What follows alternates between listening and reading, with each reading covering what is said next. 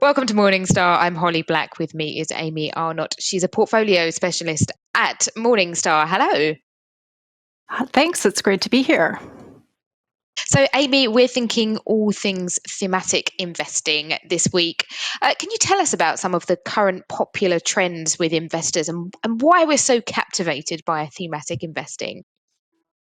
Sure. So these are funds that focus on a very specific investment area, such as clean energy, robotics, marijuana, or gene therapies.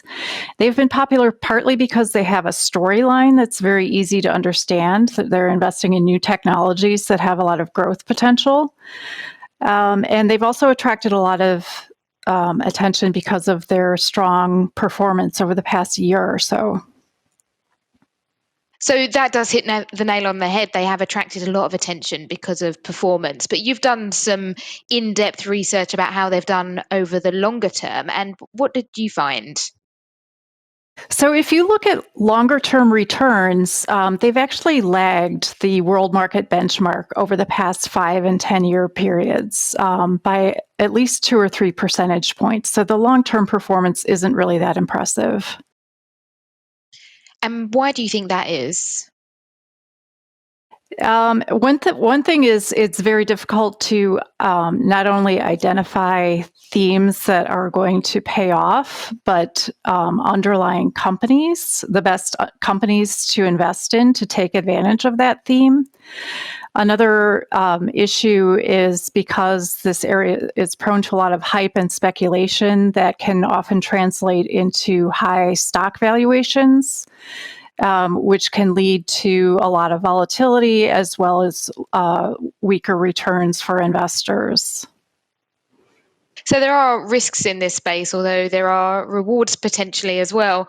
What are some of the considerations investors should think about if they are wondering whether to put a thematic fund in their portfolio?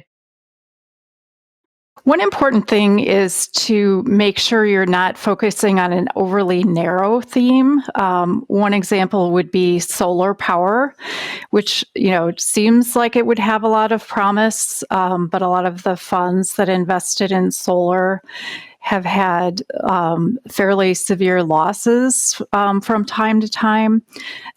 Keeping expenses as low as possible is also extremely important. And then you also want to avoid investing in a specific theme after it's already had a large run up, because that increases the risk that there's going to be a correction eventually.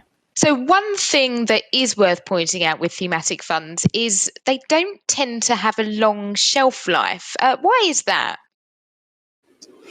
Well, that's definitely true. And we've actually found that if you look back at funds that were launched before 2010, only about half of them are still around. So what happens is fund companies will often launch these funds when there's a lot of interest in a particular area.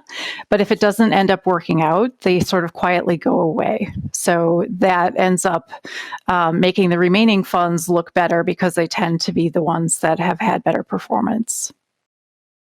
So is there a standout thematic fund that kind of encapsulates everything that you found in your research?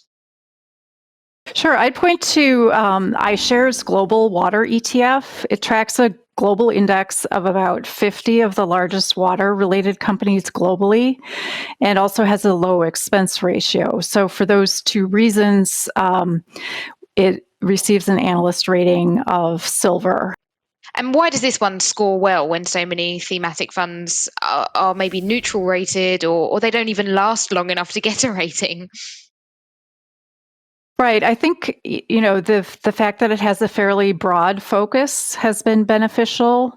The fact that it's passively managed, tracking an index, and also the low expense ratio has been a major positive.